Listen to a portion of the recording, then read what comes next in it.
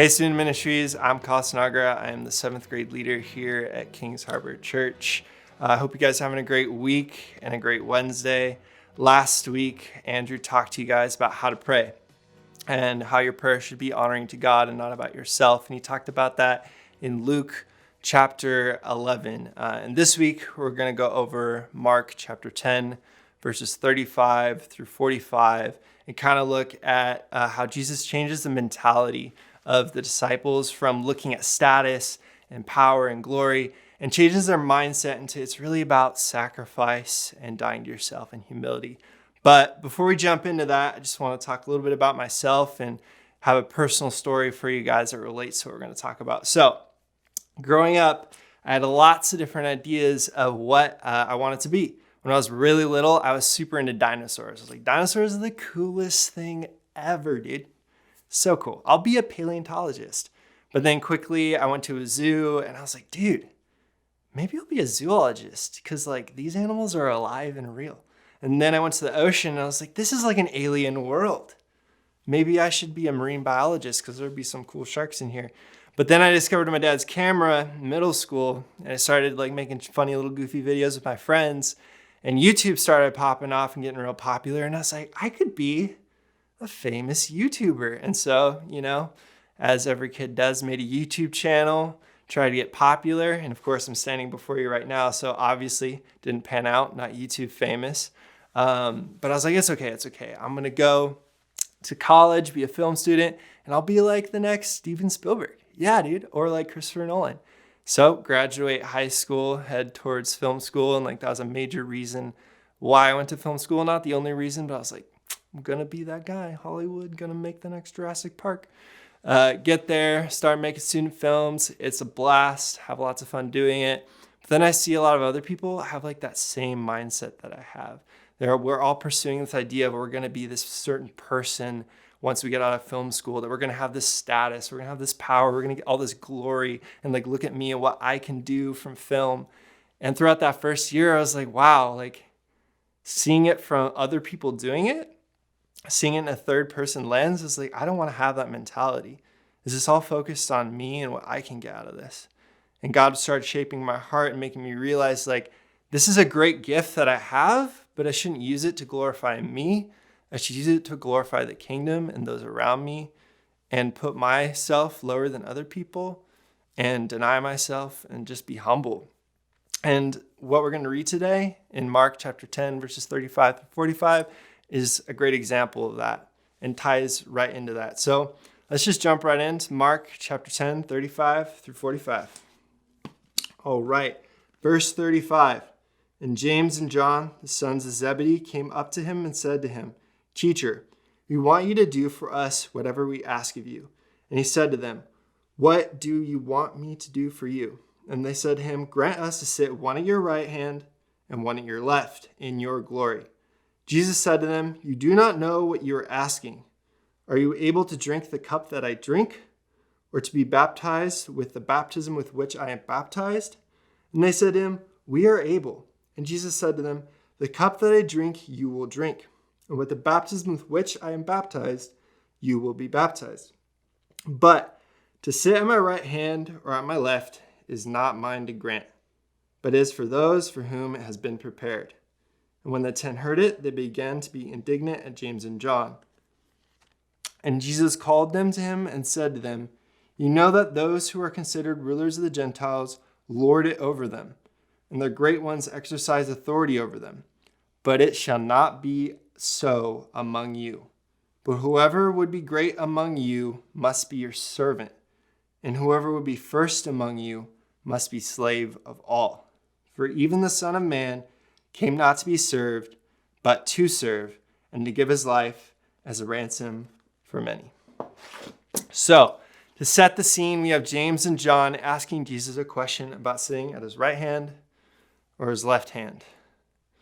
And they're asking him because they know Jesus is going to have this triumphant moment. He's going to get all this glory, and they want to be a part of that. They want their piece of that. They're like, all right, let's jump the gun. Let's try to get a piece of that glory. And as Jesus typically does, as he always does, he answers that question with a question. And he says in verse 38.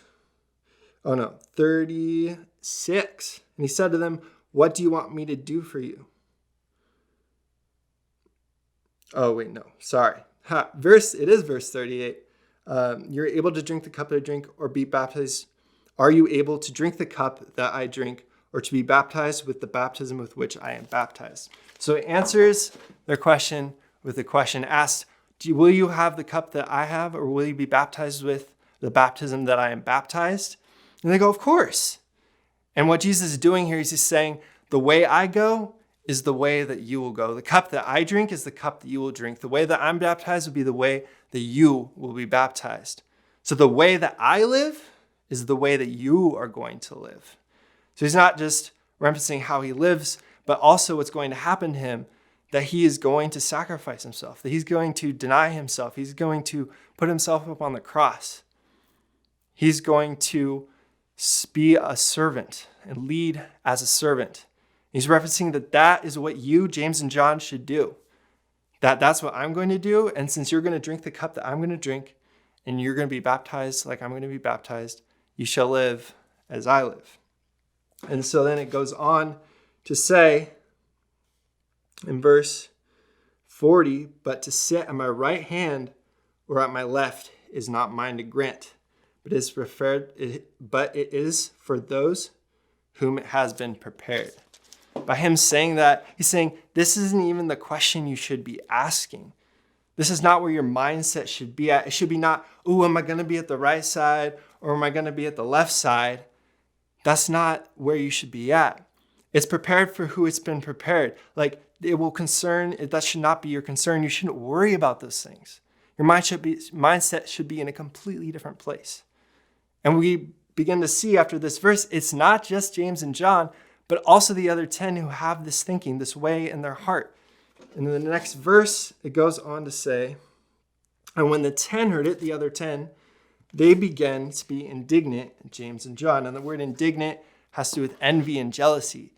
So they're like, dang, man, James and John beat us to the jump of the gun. They already asked the question if they could be at the right or the left. Man, we should have asked that question. And so it's not just the two of them, it's all 12 of them. And Jesus realizes this. And so he says to all of them, now addressing all of them, he says in verse 42, and Jesus called them to him and said to them, you know that those who are considered rulers of the Gentiles lord it over them, and their great ones exercise authority over them. But it shall not be so among you, but whoever would be great among you must be your servant. And whoever would be first among you must be slave of all. For even the Son of Man came not to be served, but to serve, and to give his life as a ransom for many. He's saying, you guys are not going to lead like rulers of this world. So before Jesus came, a lot of people thought the Messiah who was going to come was going to be like this great ruler king who was going to just come as a warrior and like take over and have this big kingdom, earthly kingdom. But obviously that's not who Jesus was and is. Jesus came to serve and be a servant. And he says, that's the way that you're going to be too. And Jesus lived this out through so many examples. And one important one that I really want to touch on is that Jesus washed the feet of the disciples. And we think of that now, we're like, hey, wash the feet, whatever. Because we wear typical shoes and stuff. But back then, they wore sandals. And sometimes a lot of people walk barefoot too. And it was seen as like a really low status to wash somebody's feet. And he's their leader. And they're following him. Yet he stooped below them physically, but also with his status, and washed their feet. That is an incredible denying of self and humility. He says, that's how you will follow me. You will be little Christs, Christians. You will be my disciples, and that's how you will do it. By humbling yourself. Not by thinking about, I'll be at the right side or the left, or where will I end up with all this glory? What will my status be? What will my power be? But no, you'll focus on denying yourself, not yourself. The way Christ lived his life and his example that he set. So before we close, I want to get just another example from one of my favorite movie trilogies, Lord of the Rings. So in Lord of the Rings, there is this all-powerful ring, right? Whoever wields this ring, they can like turn invisible, they get all this power, and they get all this status. The one problem, though, is it kind of corrupts you, and there's also this really evil guy, and if he gets the ring, like the whole world's going to end. So it actually ends up in this like small little hobbit, this little person, he's like super short, and it ends up in his hands, and he's got to take it from like point A to point B and destroy the ring. But he's not going to do it alone. He's got like a bunch of people around him who are going to help him get there. And two of those people are two men, one Boromir and one Aragon. And now in this world, men are seen to be the most tempted towards the ring. It's the thing that tempts them the most. They are like, oh, all the power, all the status I could get from the ring. But they're both like, no, we won't give into that temptation. We'll put ourselves below you. This little short hobbit guy will serve you. Even though we're both men of high status, like Boromir was the son of a great ruler in this world, and Aragon was destined to be king one day. But they're like, no, even though like you're just this hobbit, you have this ring, and we're here to protect you. We're here to serve you. Now, unfortunately for Boromir, he ultimately gives in to the temptation of the ring, and it ends up to his demise. But for Aragon, he continues that persistence. He's like, no, I'm not going to give in to that temptation.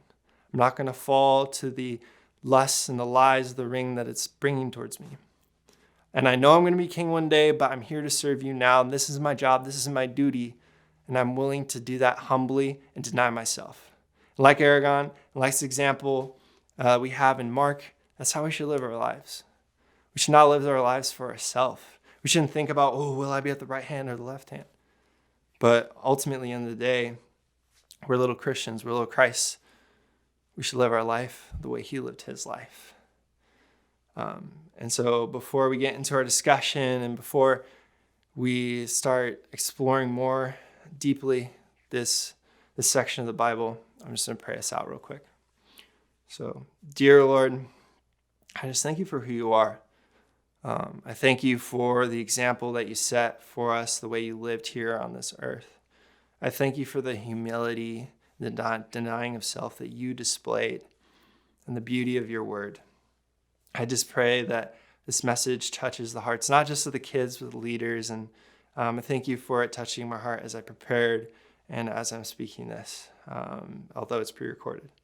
I thank you for who you are, and what you're doing tonight, and what you're going to do for us the rest of this season. We love you and we praise you, Lord. In your name, amen.